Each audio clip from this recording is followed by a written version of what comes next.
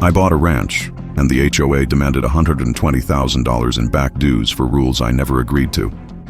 It started the week after I signed the papers.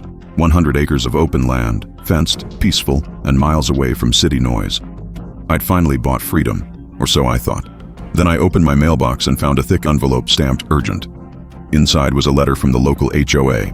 It said I owed them $120,000 in back dues and compliance penalties for a property I'd owned less than 7 days. At first I laughed. Then I saw the fine print. They claimed the ranch fell under extended association boundaries from a zoning change years ago, which meant they believed I was responsible for all unpaid fees from the previous owner, plus penalties, landscaping violations, and non-compliant livestock structures. They were trying to make me pay for a decade of rules I never agreed to. So I called the HOA office. The woman on the phone said, "Pay the dues or we'll place a lien on your property." I told her they didn't have jurisdiction over my land.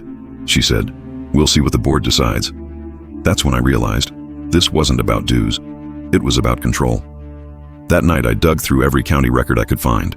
Turns out, the HOA had quietly submitted a boundary expansion 5 years ago. The county denied it, but they kept enforcing it anyway, targeting anyone who didn't know better. So I hired a lawyer and a title investigator. Within 2 days, they confirmed it. My ranch sat completely outside the HOA limits. Their claim was 100% illegal. Instead of telling them right away, I decided to play along. I mailed them a polite letter saying, "Please send a full breakdown of the charges and proof of boundary inclusion." They took the bait. The next week, they sent me a 14-page invoice with their fake maps and forged boundary sketches attached. Perfect evidence. I forwarded everything to the county assessor, my attorney, and a local reporter who covers property scams. Then I waited. 2 weeks later, the story hit the evening news. HOA attempts to extort $120,000 from new ranch owner. By morning, their phones were blowing up. Neighbors started questioning their own fees. The county opened an investigation. When the HOA president, a man named Richard, showed up at my gate, he wasn't smiling anymore. He said it was a misunderstanding and offered to waive my dues. I handed him a cease and desist order and a lawsuit notice for fraud and attempted extortion. He turned pale.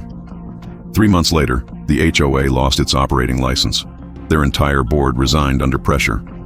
I used part of the settlement money to restore the old barn and hang a sign over the gate that says, "Free land, no HOA, no bosses," and right below it, I framed their original letter, the one demanding $120,000. It hangs there as a trophy. They tried to make me pay for rules I never agreed to, but in the end, they paid for trying to mess with the wrong rancher. If you love seeing greed buried under its own paperwork, hit that subscribe. There's plenty more justice where this came from.